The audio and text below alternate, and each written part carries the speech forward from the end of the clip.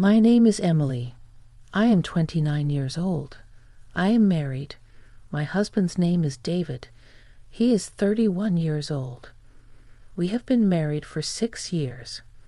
We have one daughter named Sophie. She is 4 years old. Our life was peaceful and busy. Every morning I woke up at 6:30. I made breakfast for the family. David drank his coffee and kissed me on the forehead. He said, "Have a good day, Emily." Then he left for his office. I took Sophie to kindergarten.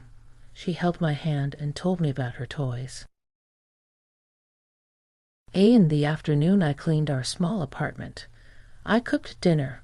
When David came home, we ate together. Sophie laughed and showed us her drawings.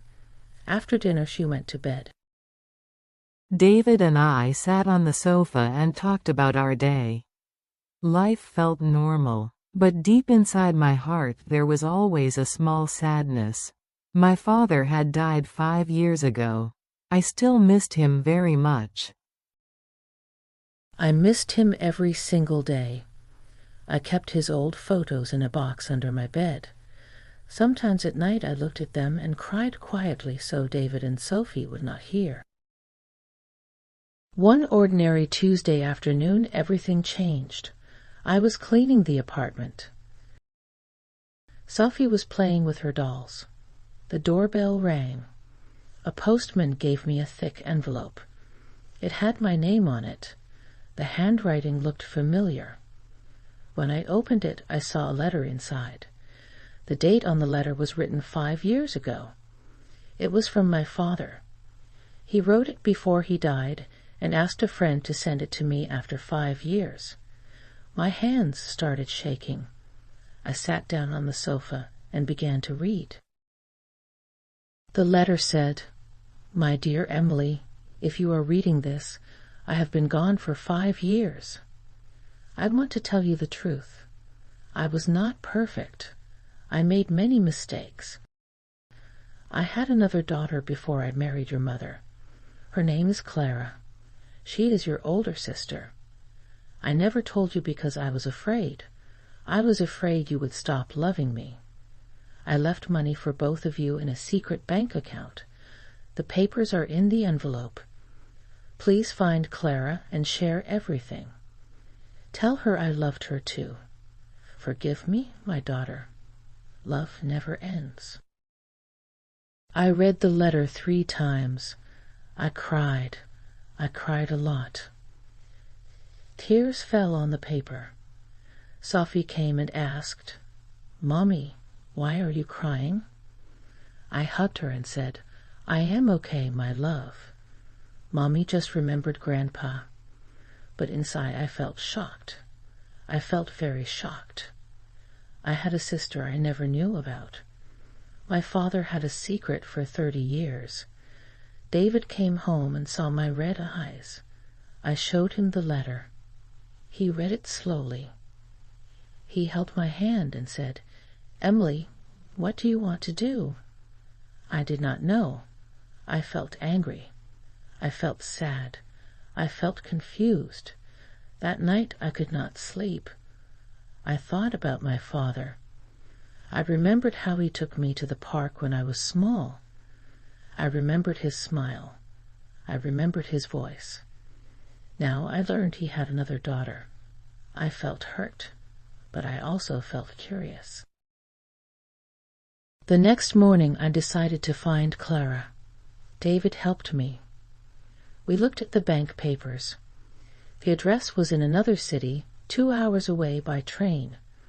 I took Sophie with me because I did not want to go alone. On the train I looked out the window and thought about my father. I whispered, "Why didn't you tell me, Dad? Why did you wait until after you died?" When we arrived at the address, it was a small house with flowers in the garden. I knocked on the door. A woman about 35 years old opened it. She looked a little like me. Same eyes. Same smile. I said softly, "Are you Clara?" She nodded. I gave her the letter. She read it and started crying. We sat in her kitchen for many hours. She told me her story. Her mother died when she was young. She grew up thinking her father forgot her. She worked hard alone. She never married. She felt lonely. I told her my story.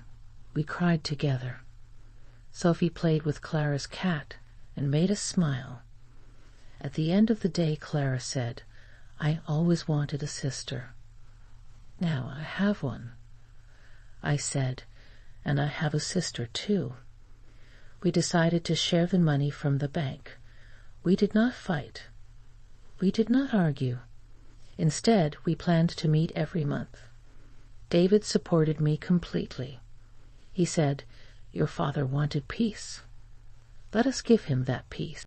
For the next weeks I thought a lot about forgiveness. I visited my father's grave with Clara and Sophie. We put flowers together. I spoke to the grave and said, "Dad, I forgive you. I understand now. You were afraid, but you loved us both." Clara cried and hugged me. She said, "Thank you, Emily. I feel I have a family again." Now our lives are different but much better. Clara comes to our apartment every weekend. She plays with Sophie and calls her my niece. Sophie loves her new aunt. David and Clara became good friends. We used the money to help both families. We opened a small cafe together. Clara bakes cakes. I manage the shop. We laugh every day. We share stories about our father. The sadness is gone. Instead, we feel love and connection. Sometimes I still look at the old letter at night. I smile now. I no longer cry. Sometimes in life people make mistakes and keep secrets. But love continues even after death. When we choose to forgive and open our hearts, families can grow bigger. Pain can turn into beautiful new beginnings.